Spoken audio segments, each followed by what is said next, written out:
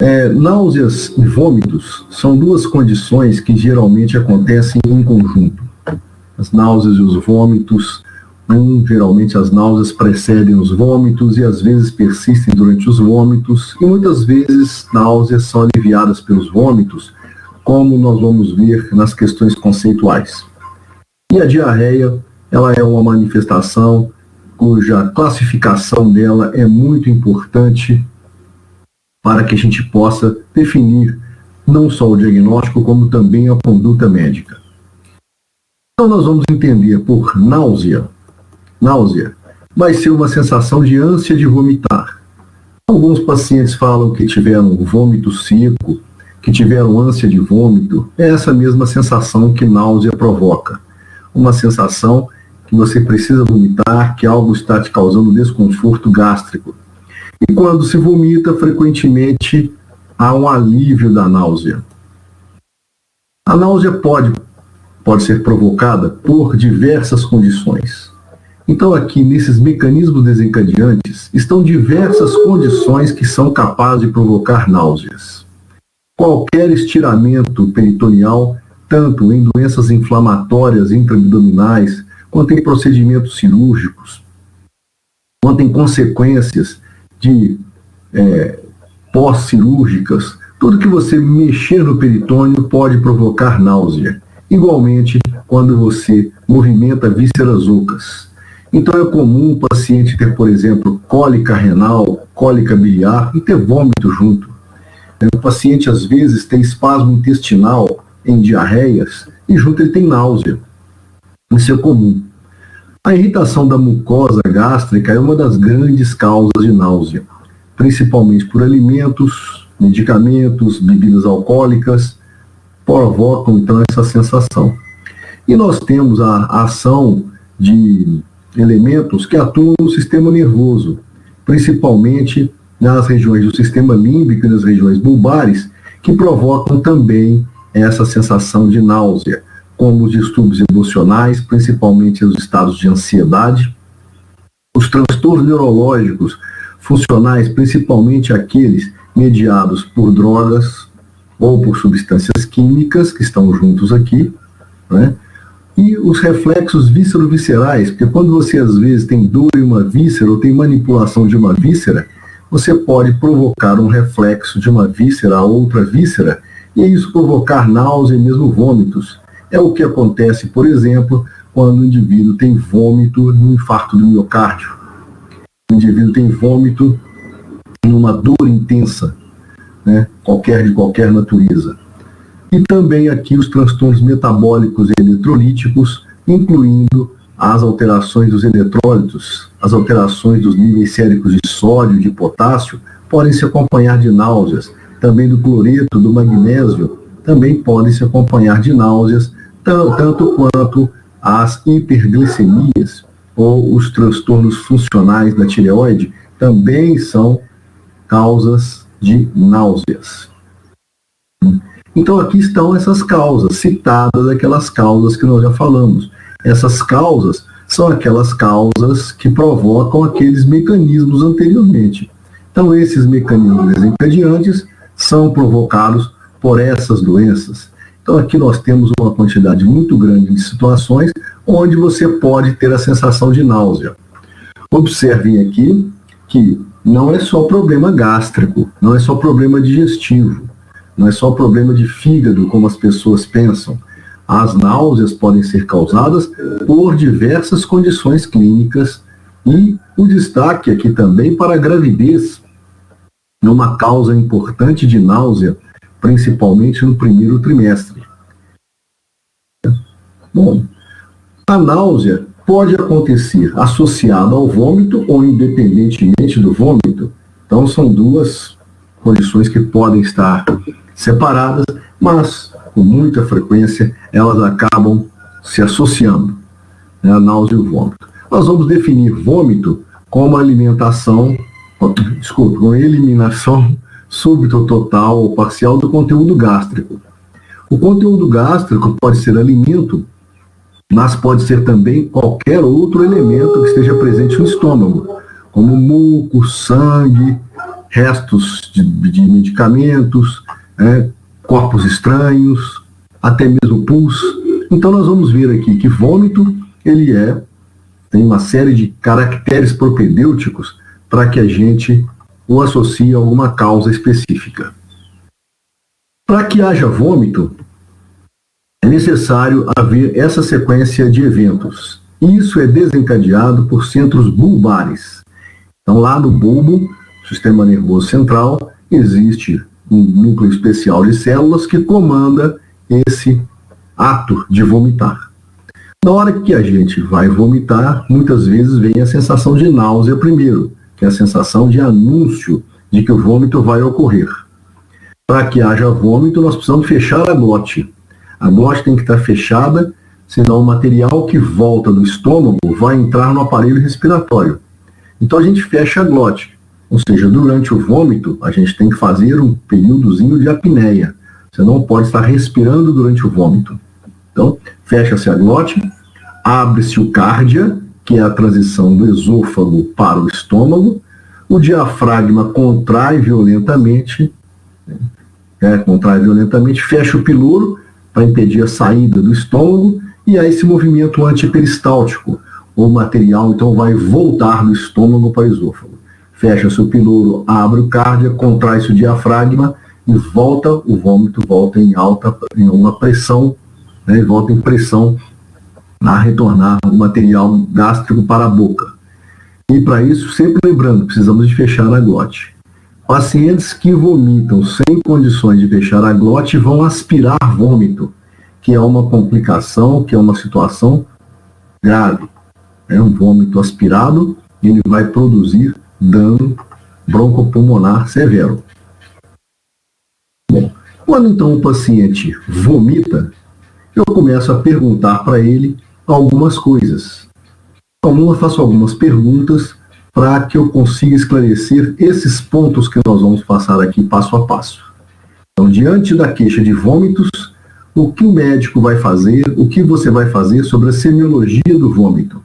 Primeiro, você vai classificar o vômito quanto a esse mecanismo de instalação. É importante saber se o vômito é central ou periférico. Aqui existe uma situação especial. Os vômitos centrais, que são aqueles em jato, não são precedidos de náuseas e dependem muitas vezes da postura do paciente.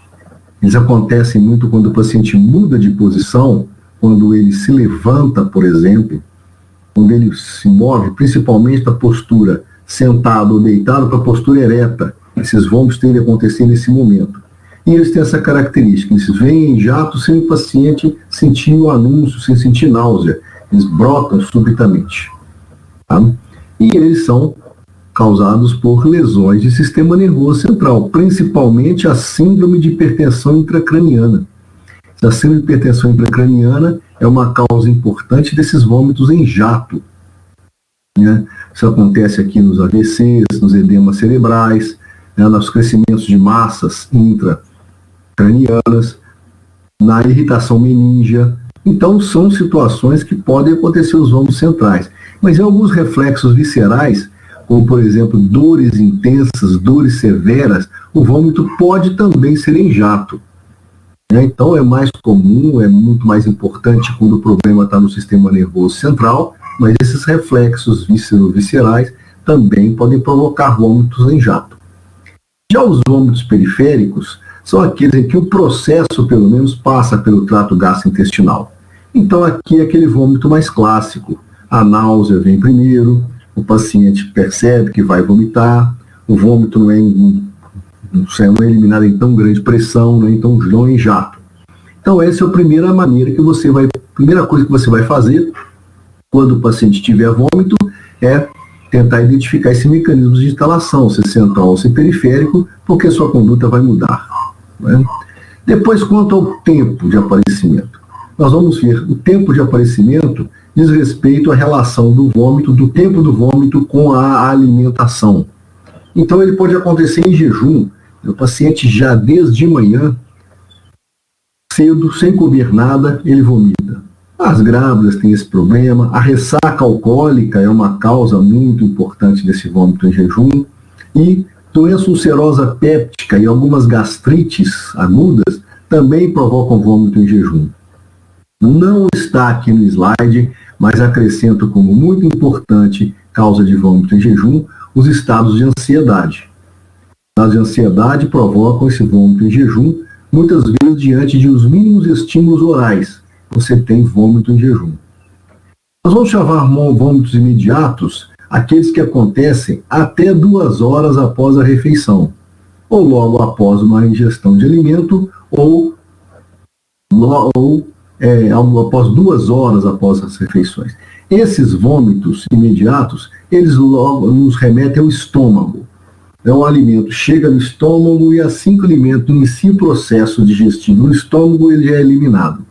Então isso é comum na região, nos problemas do trato digestivo alto, estômago e duodeno, principalmente, são áreas que, se lesadas, provocam vômitos imediatos. Os exemplos aqui estão as gastrites e as neuropatias do sistema nervoso autônomo, onde há um transtorno motor do estômago com a eliminação imediata de vômitos. Chamaremos os vômitos de precoces aqueles que surgem 3 a 6 horas, ou seja, o alimento ficou tempo demais parado no estômago. Então, quando eu tenho vômito precoce, houve alguma coisa que impediu o trânsito do alimento adequadamente pelo estômago. Então, aqui nós temos alguns exemplos: a estenose pilórica, a estenose, estreitamento do piloro, que acontece como cicatrização de úlceras ou por presença de tumores gástricos. Esses espasmos do duodeno, do piloro, as próprias úlceras pépticas que mantêm o alimento mais tempo no estômago, ele acaba sendo eliminado. Mas aqui também nos vômitos precoces, é bom a gente acrescentar aqueles alimentos de difícil digestão, indivíduos que ingerem alimentos gordurosos demais, por exemplo, alimentos que têm trânsito lento no estômago, podem causar vômitos precoces. E também as compressões extrínsecas dessa região pilórica e duodenal, os crescimentos da cabeça do pâncreas, os tumores dessa região podem também provocar esses vômitos precoces, mostrando que o alimento ficou muito tempo no estômago. E existem esses vômitos tardios que podem ocorrer até dias após a ingestão de alimentos. O paciente elimina material que ele ingeriu 3 dias antes. Isso sinaliza uma estenose pilórica severa. A via de saída do estômago está completamente fechada.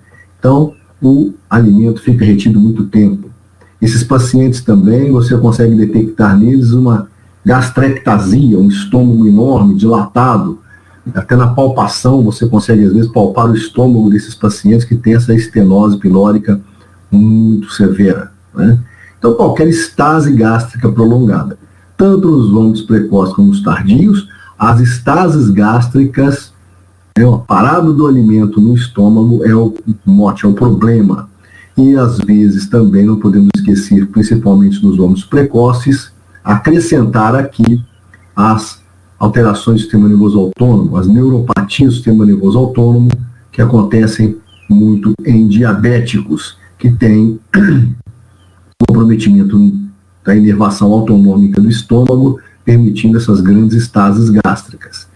Então, vimos aqui como classificar os vômitos. Primeiro, quanto ao provável mecanismo desencadeante. Segundo, quanto ao tempo de aparecimento.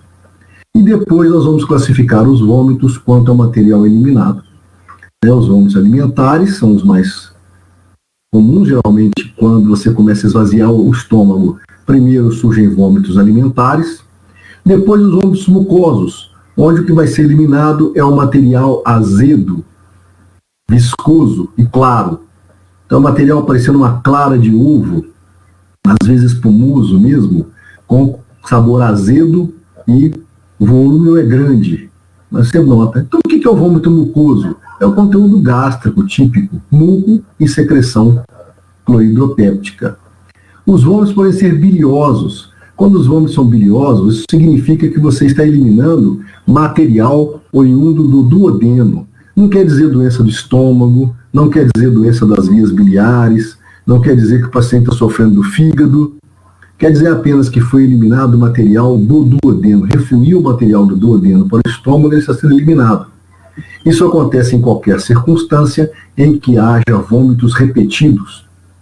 Chegará um momento, o paciente vomita o alimento, depois vomita conteúdo gástrico, depois vomita bile. Então isso é natural, né, que aconteça a eliminação de material bilioso depois de muito vomitar. Nesse caso, o material é amarelado e amargo, o sabor é amargo. Né? Podemos haver eliminação de vômitos fecaloides.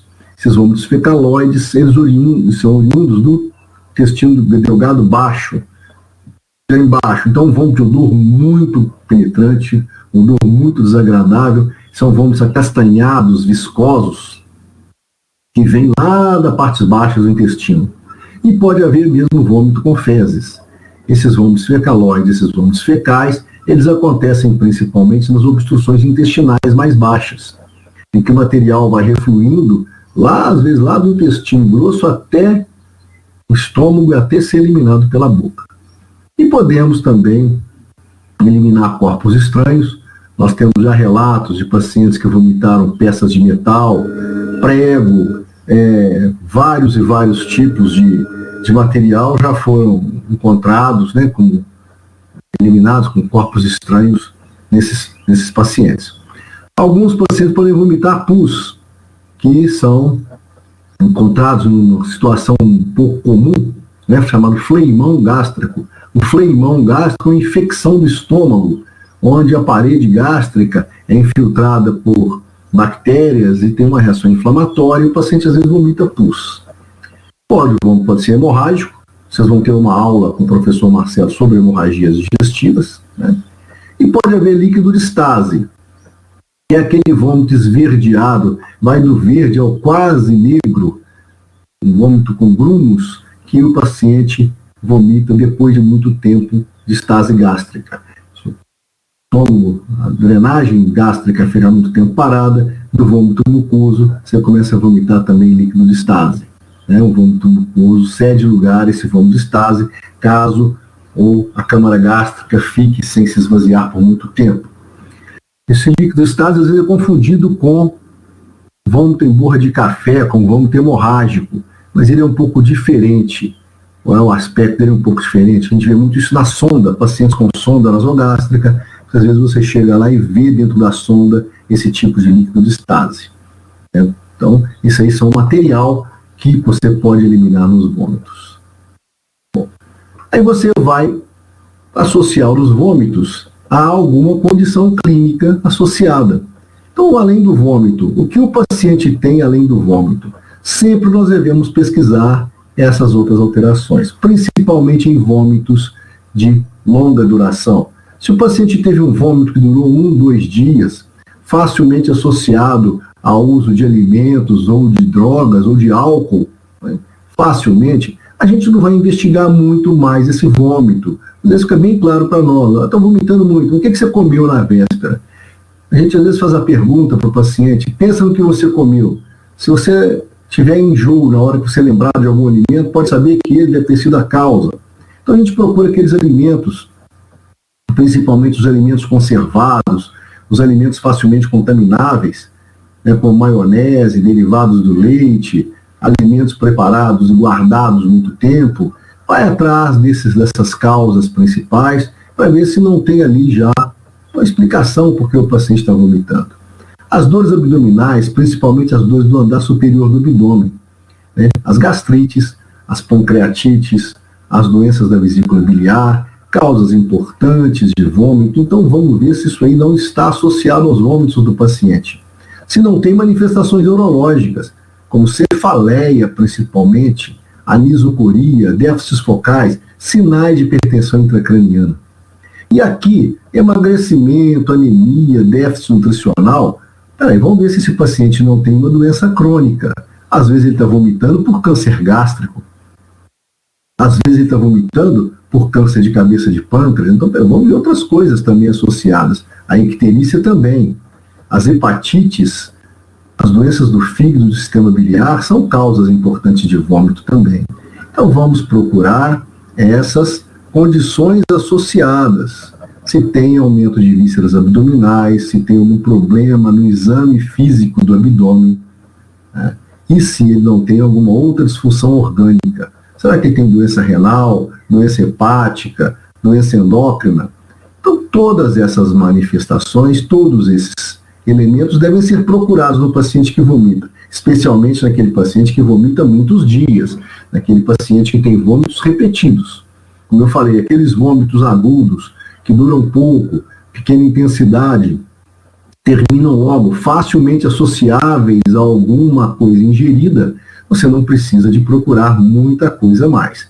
Mas aqui estão os alertas, as manifestações de alerta que eu devo procurar no paciente que queixa vômito. Depois eu vou ver se é necessário fazer exames complementares naquele meu paciente que está vomitando. Será que eu preciso fazer exames? Será que eu vou fazer exame em todo mundo? Então, como eu falei, naqueles pacientes que vomitaram algumas vezes, beberam na véspera, ingeriram alimento suspeito, o vômito não dura mais que 2 dias, vai declinando. Nesse caso, precisarei de fazer muitos exames? Não, não preciso fazer muitos exames, não preciso ficar investigando muita coisa. Eu vou apenas acompanhar esse paciente. Agora, naqueles que vomitaram muito, que os vômitos foram muito intensos, já podendo causar algum problema, nós vamos fazer primeiro isso aqui, dosar os eletrólitos dele, que é o mais importante, o hemograma. Em alguns pacientes vale, principalmente aqueles com suspeita de sangramento, aquele com suspeita de vômitos hemorrágicos. Mas nos eletrólitos, eu vou dosar principalmente sódio, potássio e cloreto. Sódio, potássio e cloreto são os eletrólitos mais perdidos em vômito, com destaque para o cloreto. O ácido clorídrico eliminado vai fazendo com que o paciente perca cloretos. E ao perder cloretos em quantidade excessiva, perder ácido clorídrico em quantidade excessiva, o paciente pode desenvolver uma alcalose metabólica. Então, uma repercussão importante de vômitos repetidos é a ocorrência de alcalose metabólica. Então, o paciente vai perdendo cloreto e o hidrogênio. Ele vai perdendo o ácido clorídrico. Então, ele perde hidrogênio, perde cloreto em sequência e desenvolve o que a gente chama de alcalose metabólica hipoclorêmica, com baixa de cloreto. Então, aí é importante dosar o cloreto e é importante em pacientes que vomitam repetidamente você fazer uma gasometria arterial. Ele pode estar desenvolvendo essa alcalose metabólica hipoclorêmica. Outras provas laboratoriais você vai fazer de acordo com a necessidade, de acordo com as outras manifestações que você encontrar, como dosagem de amilase, lipase, para ver se não tem doença pancreática, como as provas hepáticas. Então, isso vai depender de outros elementos que o paciente tem. Igualmente, os exames de imagem. Radiografia, endoscopia, ultrassonografia, tomografia. Quando vamos fazer isso? Quando nós acharmos comprometimento visceral. Quando nós acharmos dados clínicos que sugiram o paciente tem um cálculo renal, o paciente provavelmente tem um cálculo biliar, vamos fazer uma ultrassonografia abdominal, ele pode ter sangrado, fazer endoscopia digestiva, isso parece uma gastrite.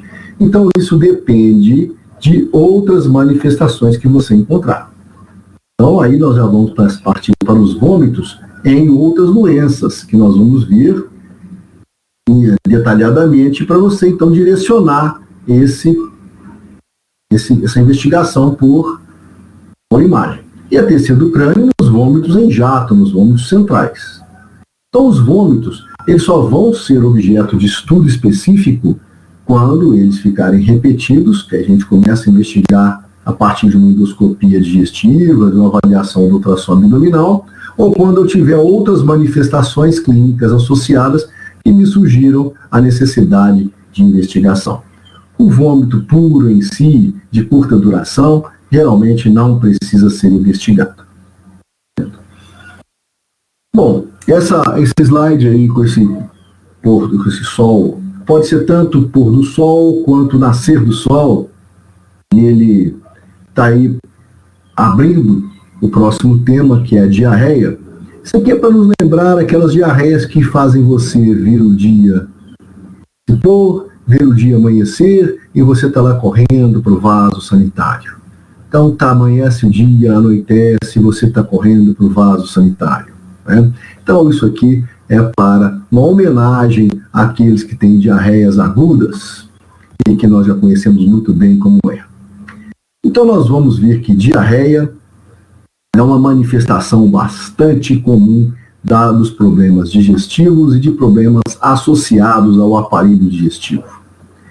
Vejamos que, para que a gente entenda bem a diarreia, vamos entender esses aspectos fisiológicos aqui que são interessantes. Diariamente nós temos uma passagem de uma grande quantidade de líquidos pelo trato gastrointestinal.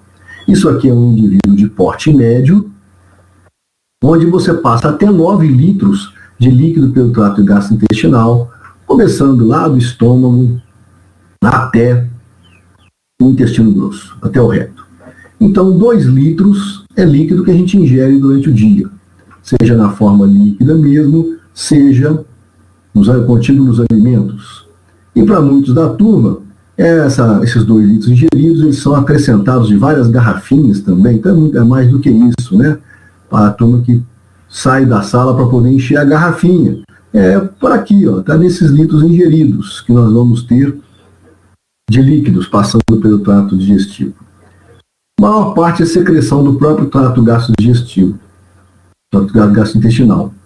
O próprio trato gastrointestinal produz a secreção gástrica, a saliva, a secreção pancreática, o suco entérico, tudo isso é líquido produzido pelo próprio trato gastrointestinal, e ainda a água é secretada na luz intestinal durante os processos digestivos. A maioria desse material que passa pelo trato digestivo é reabsorvida, né? Sobrando ali 100 a 200 ml nas fezes. Então as fezes elas têm uma pequena quantidade de água sendo eliminada, de líquido sendo eliminado, a maior parte é reabsorvida. No intestino grosso, não há digestão, não há absorção de alimentos, há apenas absorção de água e eletrólitos para formarem as fezes. Então, no intestino grosso, reabsorve-se água e eletrólitos até as fezes ficarem formadas. O restante é reabsorvido no próprio intestino delgado. Bom, quando eu tenho diarreia, esse equilíbrio desses líquidos vai ser rompido. Então eu vou chamar de diarreia quando eu tiver alguma alteração nisso. Houve alteração nesses processos de trânsito intestinal e de absorção de material, vai haver um aumento da frequência das evacuações. Então o aumento da frequência das evacuações ou o aumento do volume, com redução de consistência, caracteriza a diarreia. Na maioria das vezes, a diarreia vai ser caracterizada por um aumento da frequência associado a uma redução de consistência. Então, o aumento da frequência com redução da consistência caracterizam a maior parte das diarreias que nós conhecemos.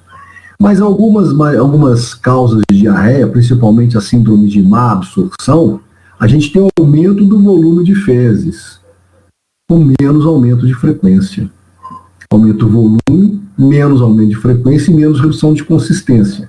Então, a tríade frequência, consistência e número, e volume, frequência, consistência e volume, são usados para caracterizar a diarreia. Relembrando, a maioria das diarreias nós caracterizamos pelo aumento da frequência das evacuações e redução da consistência das fezes. Então isso aí é diarreia. Né? A pergunta é, qual é a frequência normal das evacuações intestinais?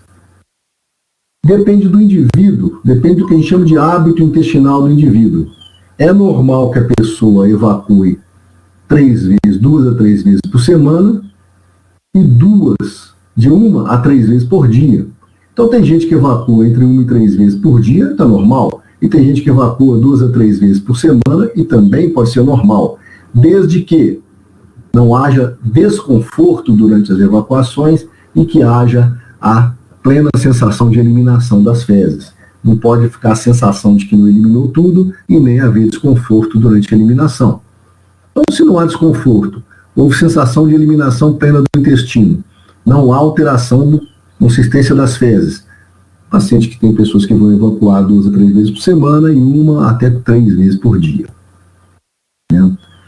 Quando o paciente queixa diarreia, nós vamos então começar a semiologia dessa diarreia dele, perguntando o horário, quantas vezes ele evacua, há quantos dias ele está evacuando, qual é o volume, o que compõe as fezes dele, quantas vezes por dia,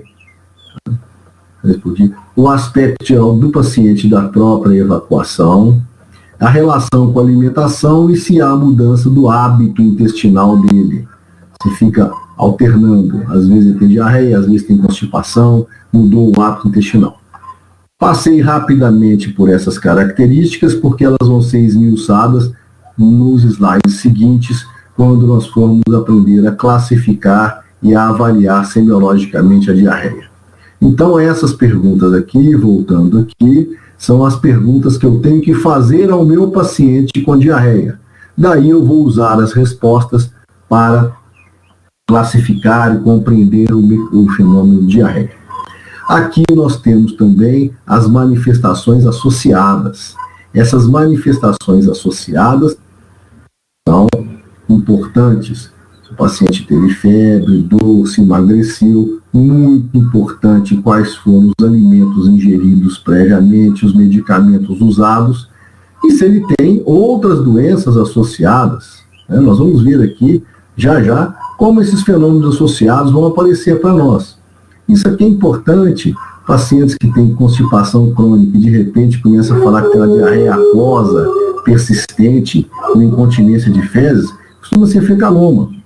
Eles formam blocos duros de fezes no reto, essas fezes ficam impactadas e vão amolecendo lentamente, saindo pequeninas quantidades na forma de um líquido que parece que ele está com incontinência fecal e com diarreia, quando na verdade está com um bloco de fezes preso, retido no reto.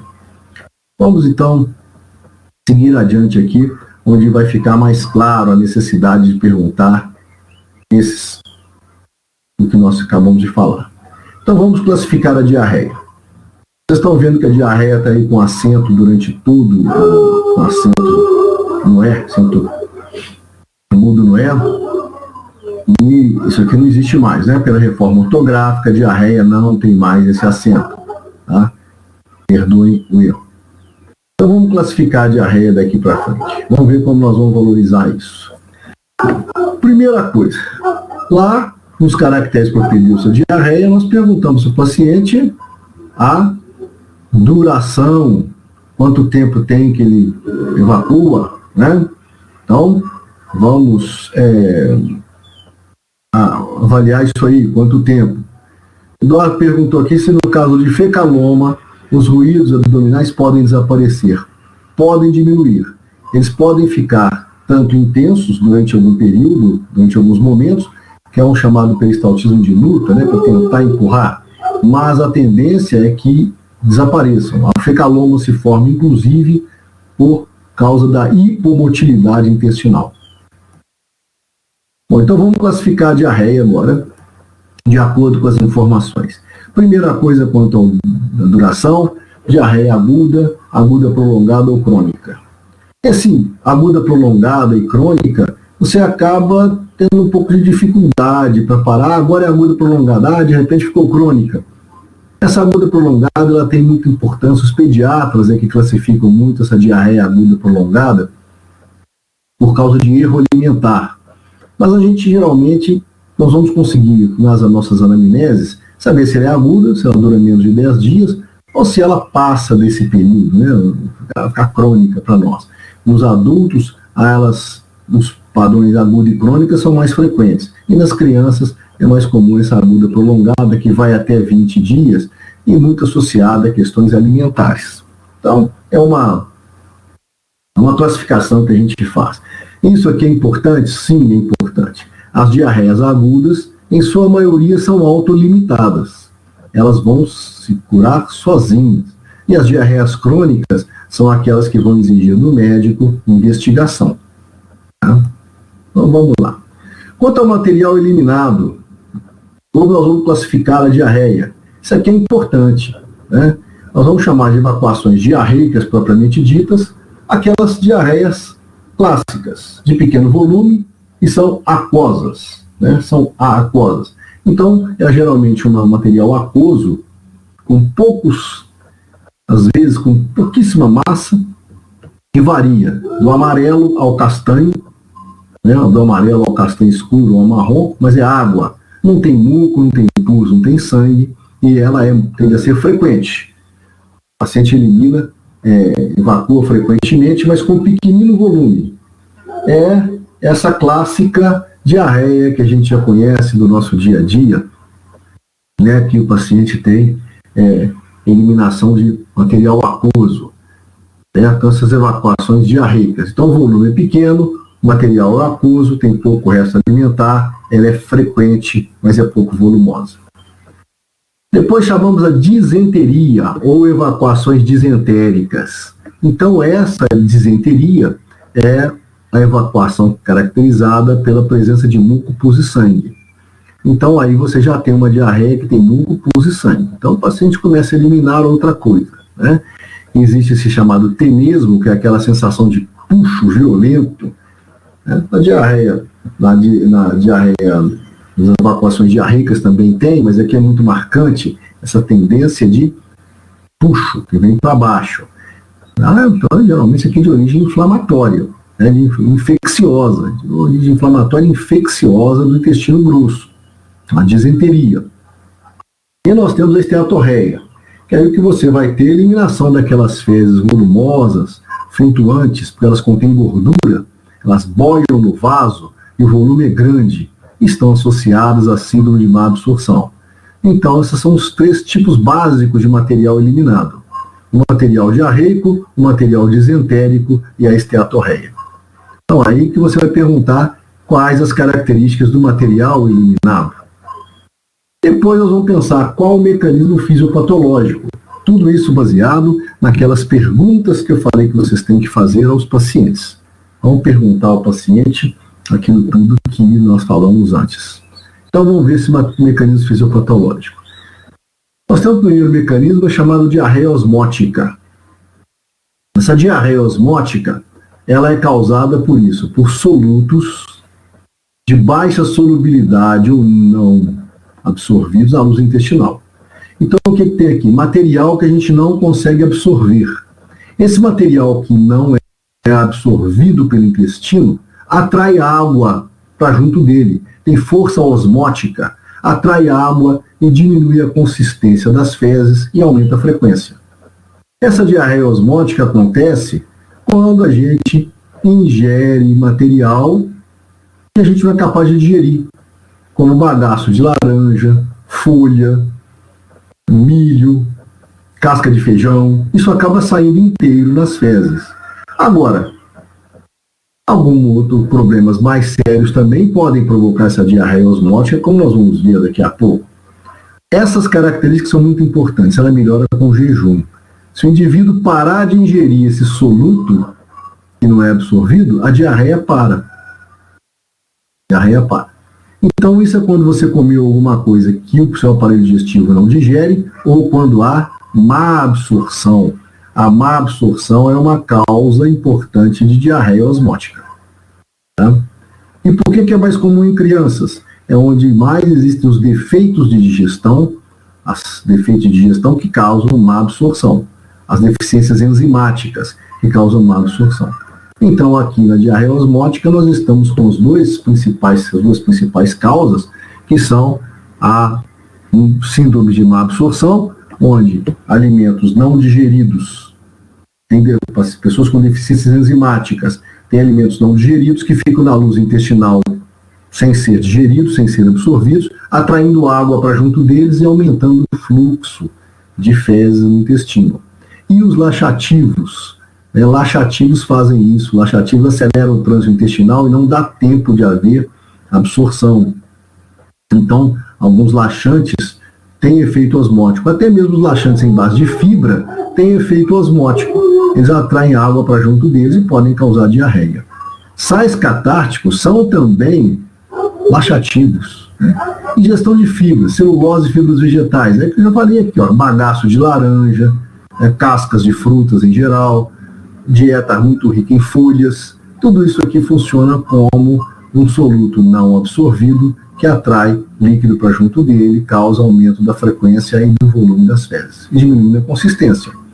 Lembrando sempre que a grande característica da diarreia osmótica é melhorar com o jejum, melhorar quando se interrompe a ingestão do alimento causador do problema. Segundo tipo de diarreia, a diarreia secretora, que é a mais comum de todas. A diarreia secretora tem a característica, ela é caracterizada pela inversão do papel da célula do intestino. Em vez da célula intestinal absorver água, ela secreta água para a luz intestinal. Secreta água. Então ela pede puxar água para dentro da célula, para dentro do sistema circulatório, ela elimina a célula intestinal, passa a jogar água para dentro da luz intestinal, fazendo as fezes ficarem mais moles, mais aquosas. Então, isso é a grande causa da diarreia secretora, muito comum. Uma outra coisa que pode causar diarreia secretora é você diminuir a área absortiva, né? Se às vezes você diminui a área absortiva, o próprio envelhecimento diminui a área absortiva, algum defeito de absorção congênito que pode causar também a diarreia secretora ou fazer uma inversão, fazer secreção de material para a luz. Mas o mais comum é você ter algum elemento que faz com que haja secreção de água para a luz intestinal. Aqui não adianta você fazer jejum, o problema não é o alimento que você está ingerindo, né? É um mediador químico, é uma alteração na célula intestinal, onde ela está fazendo um movimento contrário com o líquido, né? E você vai ver isso aqui na maioria das diarreias que nós temos no dia a dia. Aqui estão as características associadas a ela. Você vai evacuar muito, são evacuações diarreicas típicas, com muita evacuação frequente, consistência aquosa, com muita cólica abdominal. A área principal é o intestino grosso. E essas diarreias são autolimitadas. Geralmente elas desaparecem em 3 dias. Elas são causadas principalmente por toxinas bacterianas ou produtos virais. Então isso aqui é a principal causa dessa diarreia. Essas toxinas, principalmente as toxinas bacterianas, elas podem agredir a célula intestinal e mudar o padrão funcional da célula intestinal. E os vírus fazem a mesma coisa. Eles atacam as células intestinais e mudam o padrão comportamental da célula intestinal, fazendo com que ela passe a secretar líquidos para a luz. Essas toxinas bacterianas, principalmente, elas podem sobreviver no alimento mesmo depois do cozimento. Você às vezes ferve o alimento, aquece o alimento, resfria o alimento, as bactérias morrem, mas as toxinas podem permanecer ali. Então, muitas vezes, você não tem infecção, você não vai ter infecção intestinal, você vai ter agressão do intestino por elementos virais ou bacterianos. Isso é a causa principal das diarreias secretoras. Doença inflamatória intestinal, como colite ulcerativa, doença de Crohn, podem ser causas disso, em segundo lugar. E as outras condições clínicas, onde você pode ter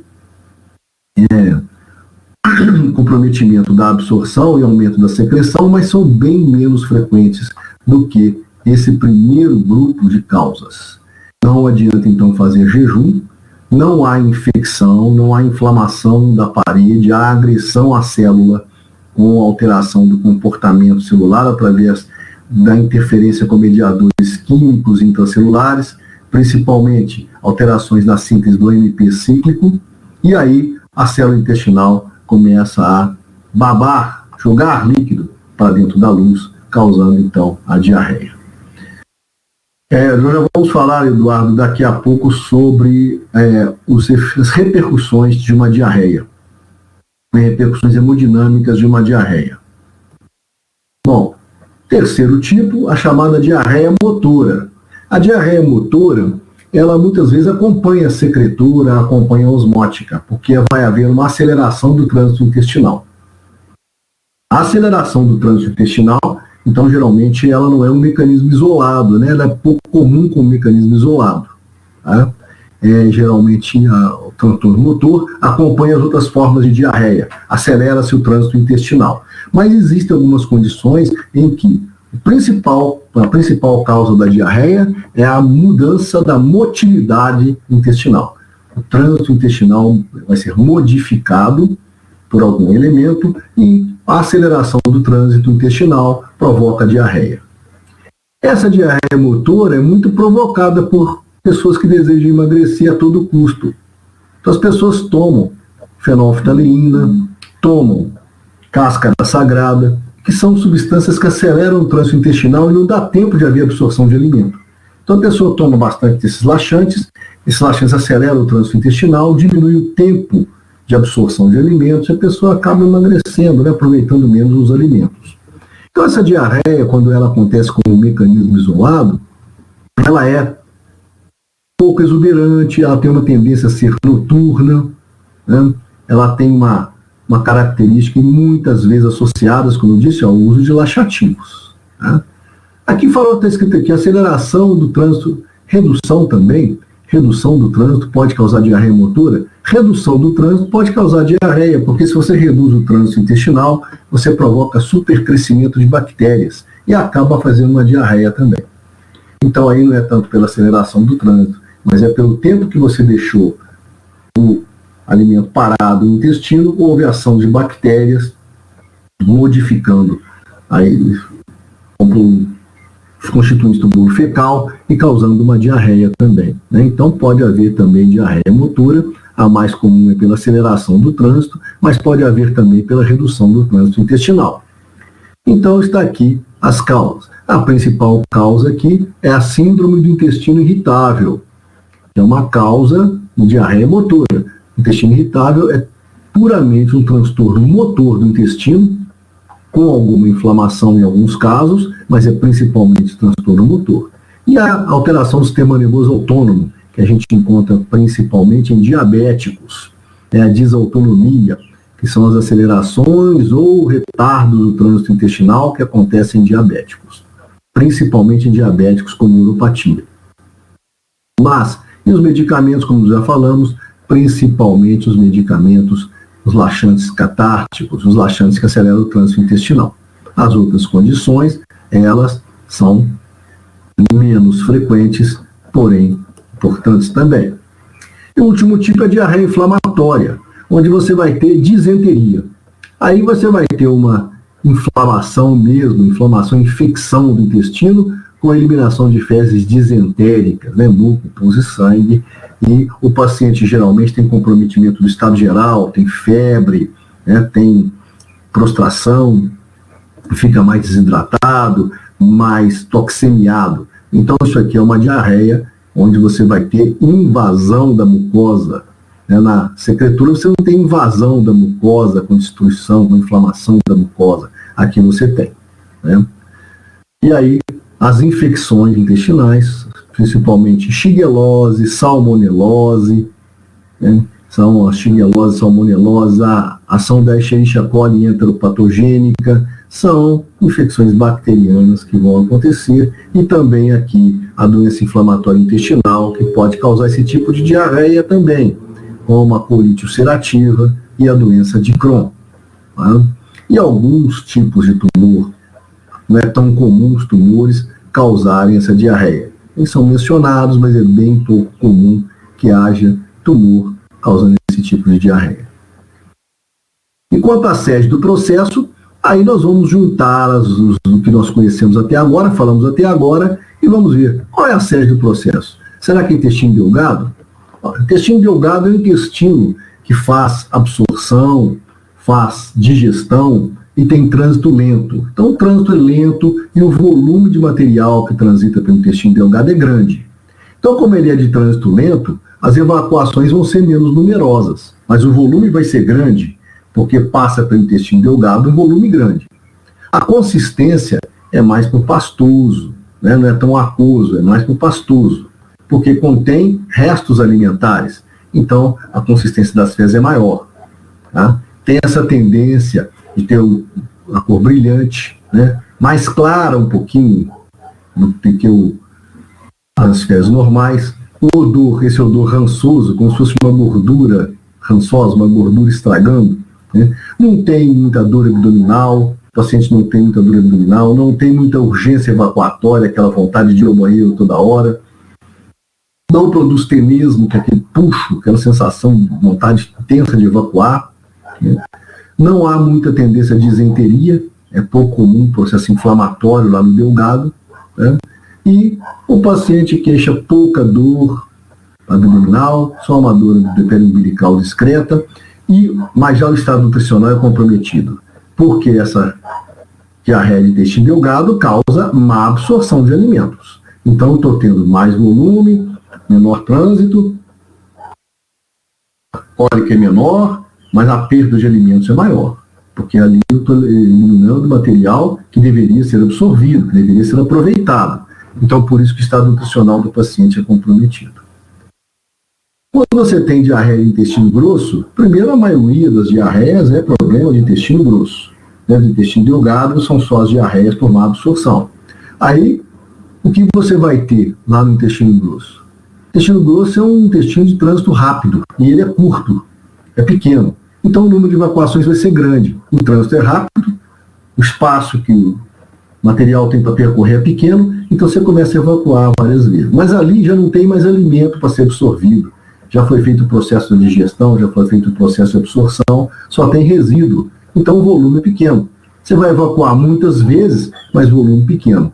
Com consistência geralmente mais líquida, pouco pastosa, mais líquida, né? Amarelada, né? Às vezes um pouco mais escura. O odor é fétido, é ruim, e o paciente tem tenesmo e urgência. Dá vontade de evacuar toda hora, né? Em poucos minutos o paciente vai ao banheiro.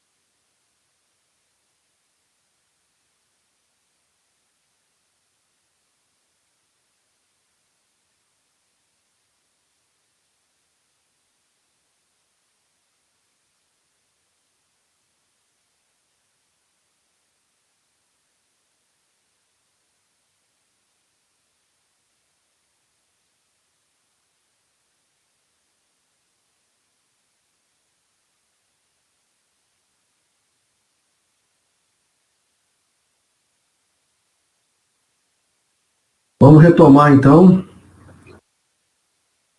Houve algum problema que caiu o canvas aqui. Então, eu estava falando das características da diarreia do intestino grosso, quando houve o nosso problema, né? E aí você vai ter, como eu havia dito, um intestino mais curto, de trânsito mais rápido, que causará um grande número de evacuações, mas com um pequeno volume. Com mais fezes mais líquidas, ou às vezes pastosas, porque no intestino grosso não há alimentos a serem absorvidos, apenas resíduos que vão ser eliminados. Então há pouco material, então as fezes não vão ser muito volumosas. Como a ação bacteriana no intestino grosso, o odor das fezes é fétido, né? Fétido, esse odor de alguma coisa apodrecida. E a presença de tenesmo, urgência e cólicas é maior, porque o trânsito intestinal, o trânsito do intestino grosso é muito intenso. Você vai ter sempre aquela sensação intensa de urgência, de querer evacuar a qualquer momento, né? E no estado nutricional do paciente vai ser pouco alterado. Por que vai ser pouco alterado? Até certo ponto. Porque ali não há perda de alimentos, não há perda de nutrientes, há perda apenas de fezes e de água. Então, isso aí é que vai caracterizar as diarreias de intestino grosso. Quais são as repercussões? Uma coisa importante na diarreia, mais do que você tentar combater a diarreia, principalmente as diarreias agudas, é você ficar de olho nas repercussões. É comum as diarreias, o Eduardo perguntou aqui, é comum você ter desidratação. Então as diarreias, as perdas líquidas, elas podem ser muito intensas, principalmente quando eu tiver com crianças e idosos que desidratam com facilidade. Uma das causas até de morte em crianças, principalmente crianças mais frágeis, é a diarreia, pela desidratação e pela perda de eletrólitos que provoca.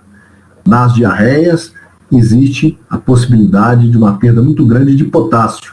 Então o paciente pode desenvolver hipopotassemia severa durante diarreias, uma desidratação por diarreia.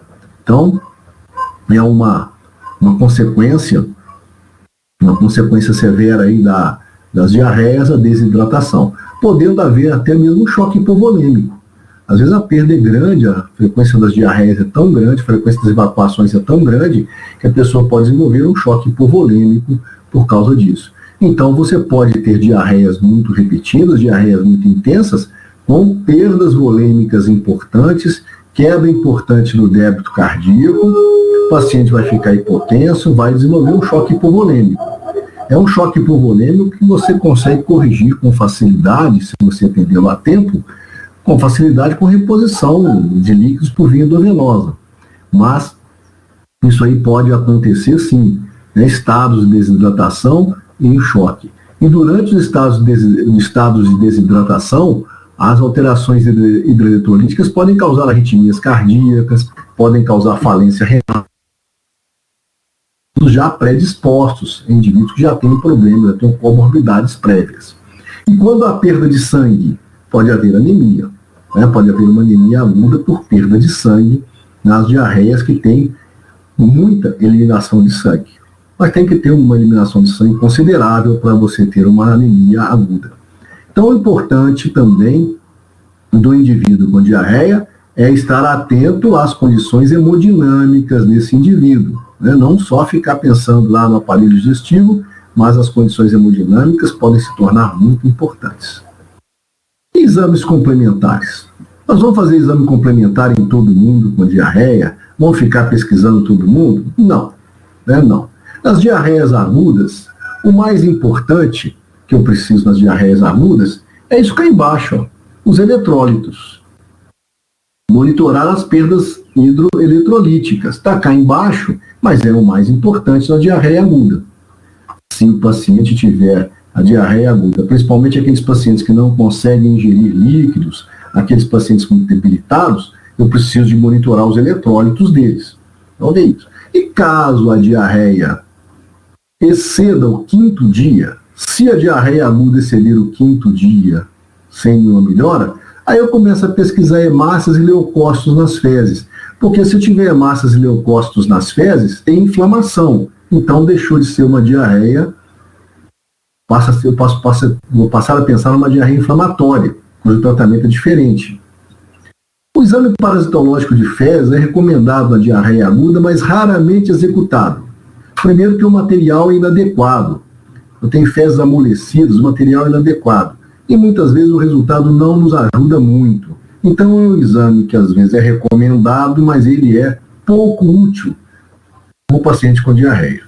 E a coprocultura só vai ser feita também naquelas diarreias agudas que excedem o 5º dia e que tenha sinais de inflamação. Então, coprocultura é quando? Diarreia que excedem o 5º dia e se houver sinais de inflamação. Ó, né? O hemograma e os eletrólitos são feitos para detectar as repercussões agudas. Mas, de um modo geral, pacientes com diarreia aguda, você apenas acompanha. Não precisa internar, não precisa fazer exame nenhum. A maioria das diarreias agudas é autolimitada. Ela vai desaparecer até o 3º dia, no máximo até o 5º dia. Passou do 5º dia, tem suspeita de inflamação, aí que você começa a investigação. Nos pacientes mais frágeis, mais debilitados, olho vivo nos eletrólitos. Tá? Então isso é que é a diarreia aguda. Já nas diarreias crônicas, eu posso precisar de fazer um método de imagem. Hoje, toda essa coiseira que está aqui nesse slide, o método de imagem útil é a colonoscopia. É um método de imagem onde a gente vai ter uma inflamação boa. Então tem citados todos esses elementos aqui, mas ó, você que está assistindo a aula, grifa aqui, ó, colonoscopia, uma diarreia crônica de intestino grosso, colonoscopia. Tá? Se for problema no intestino delgado, já se tentou trânsito intestinal, colangiopancreatografia endoscópica retrógrada, isso aqui tudo hoje já não é. Se você tiver suspeita de uma diarreia que atinge o intestino delgado, o que você tem hoje de melhor para usar é a cápsula filmadora. O indivíduo ingere uma cápsula, ela filma o intestino delgado dele, depois o médico analisa essa filmagem. É o que, é a única maneira que a gente tem de produzir uma boa imagem do intestino delgado, através dessa cápsula que o indivíduo ingere e ela filma, grava os eventos que estão acontecendo no intestino delgado dele. Intestino grosso, eu suspeito, colonoscopia. Tá? Outros exames hoje já não são mais tão bem recomendados. E a gente faz os testes de má absorção. Né? Você pode pesquisar a gordura fecal. Esse teste da destilose é para você verificar se existe boa absorção de carboidratos. Você aplica destilose no indivíduo. O paciente toma destilose, depois você vê se ela aparece na urina. Então você toma a destilose por via oral, se ela aparecer na urina, é porque ela foi absorvida. Outro teste de absorção de carboidrato aqui embaixo, que está sendo feito, é com dar uma dieta rica em carboidrato para o paciente e dose a glicemia dele, ver se ela aumenta. É um teste com menor sensibilidade. O da destilose é melhor. Você toma a destilose por via oral e vê se ela aparece na urina. Igualmente a B12. O paciente vai tomar a vitamina B12 por via oral, uma vitamina B12 marcada, e ver se ela aparece na urina. Se ela não apareceu na urina, porque ela não foi absorvida, não está sendo eliminada. Né? Esse teste do ácido biliar marcado, você pega um ácido biliar marcado e dá para o paciente tomar. E a bactéria, se tiver muita bactéria no intestino, ela desconjuga esse ácido biliar, ela muda esse ácido biliar, desconjuga, e você não recupera mais esse ácido biliar marcado nas fezes. Então você dá o ácido biliar marcado e a dose nas fezes. Se ele aparecer reduzido nas fezes, porque as bactérias desconjugaram esse ácido biliar, provavelmente existe supercrescimento bacteriano. Avalie o pâncreas. Uma das grandes causas de má absorção é a insuficiência pancreática e também do trato biliar, principalmente quando tem má absorção de gordura. E aí, em última análise, pode fazer biópsia do intestino delgado. Então eu tenho aqui alguns elementos, no diagnóstico da síndrome de má absorção e às vezes faço a biópsia do delgado para ver o que está acontecendo que esse paciente não está absorvendo alimentos. Então aqui, onde eu vou fazer diagnóstico de má absorção? Quando eu tiver a esteatorreia, quando eu tiver a diarreia do intestino delgado. Aí eu vou fazer essas avaliações aqui, de pesquisar má absorção. Vejam que são má absorções específicas, B12, carboidrato, gordura, né? Então, às vezes, eu tenho que fazer um conjunto de exames para eu detectar a falha. E da absorção da B12, eu sou dosar B12 no sangue do paciente, eu vou ver que tem pouca B12 lá. Aí eu vou procurar onde que está a sede, né, da má absorção do B12. Pode ser por problemas gástricos ou por problemas do íleo. Então, aqui é uma situação já mais especializada, onde eu já estou procurando mais causas bem específicas da diarreia. Bom, esses exames aqui estão aqui ilustrando, mas eles já não importam mais, são chamados de enema opaco. Apenas uma radiografia interessante é essa. Isso aqui é uma radiografia simples de abdômen mostrando um fecaloma, o reto intensamente dilatado com um fecaloma lá dentro. Né? E aqui embaixo, uma falha de enchimento que caracteriza a presença de um tumor. Um tumor da região anorretal, produzindo obstrução no intestino e formação de um fecaloma. Para vocês verem que o fecaloma aparece na radiografia simples de abdômen. Né? Aqui na colonoscopia, uma imagem já de uma colite ulcerativa, múltiplas pequenas úlceras hemorrágicas pelo intestino. Todos esses pontinhos avermelhados são úlceras hemorrágicas, úlceras sangrantes, difusas pelo intestino. Pode ver aí. Né? E imagem de um câncer de intestino. Você pode ver em um paciente com uma diarreia crônica, né? Uma diarreia crônica. Também outra imagem de câncer de intestino durante a exploração de um paciente com diarreia crônica, né? E a imagem da doença de Crohn. Uma intensidade. Isso aqui houve doença de Crohn que pegou também o intestino grosso, ou já na transição do grosso para o delgado, com essa característica, né, de inflamação de área de inflamada, transmural. Isso é característico da doença de Crohn, foi detectado aí nos exames. Bom, e aí acabou. E aqui é a coisa que eu estou com saudade, ó, vocês aqui, ó, um paciente na aula prática. E voltemos logo a isso, está fazendo falta, né? Por hoje, então, vamos terminar aqui. Ficamos para a próxima aula. Agora nós vamos falar sobre as doenças do fígado e das vias biliares. E mandem para mim os trabalhos do aparelho respiratório para a gente fazer a correção. Tá? Abraço para vocês. Até a próxima terça.